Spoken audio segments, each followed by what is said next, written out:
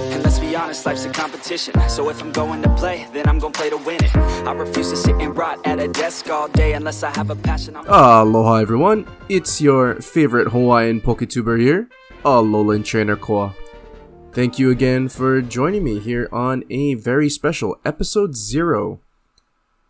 So the only thing that I've gone and done so far was just make sure that the game loaded up correctly, talked to mom, saved it, and then here we are now. With this randomizer, I ended up going and randomizing the abilities, the movesets, everything. The only thing I didn't end up touching were the Pokemon types themselves, because I thought that would be a little too intense for a Nuzlocke. As with all episode zeros, we are going to go over our Nuzlocke rules. That being said, let's get right into it.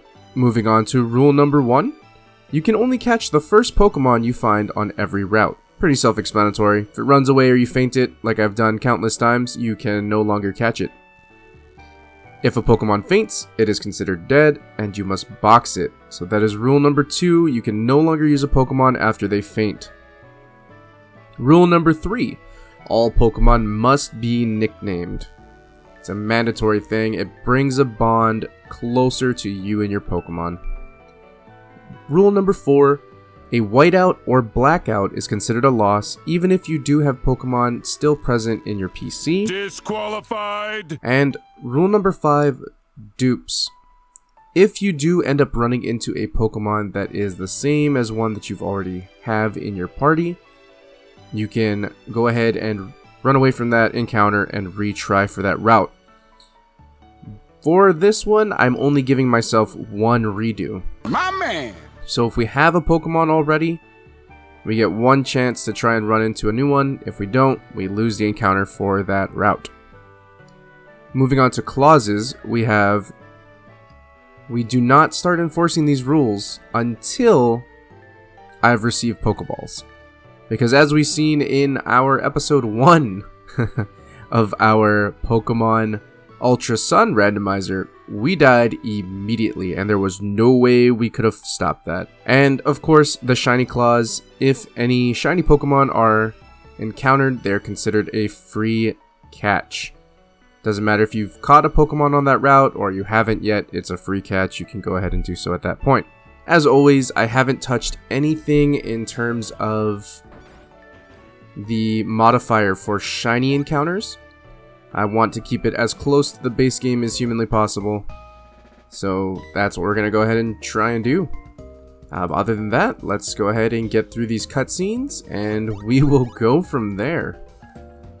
Look at that Lyra over there chilling. It's our new secondary rival? Friend rival? I don't know what you want to call it. Alright, Professor Elm.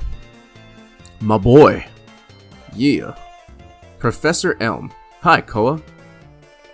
I've been waiting for you. Wait, what? That's a little creepy, man. Do you know anything about my research? Bro, I'm like 11. Why would I know anything about your research? Okay. As you know, Pokemon are carried in Pokeballs these days, but before the Pokeball was invented, people used to walk with Pokemon, just like your friend Lyra does. Pokeballs are great because you can carry many Pokemon, but walking with Pokemon must have some advantages. It could have something to do with how Pokemon grow or evolve. So, I'm going to give you a Pokemon. Woohoo! We get our first buddy. Let's go ahead and see if it develops any special feelings or bonds, blah blah blah. Just give me the Pokemon, dude. Come on. I need it. Everyone watching needs it. They need to know what Pokemon Alolan Koa is going to end up with. Alright, moment of truth, boys and girls. If there are any watching, I am not gonna assume. That being said, vote for your favorite Pokemon.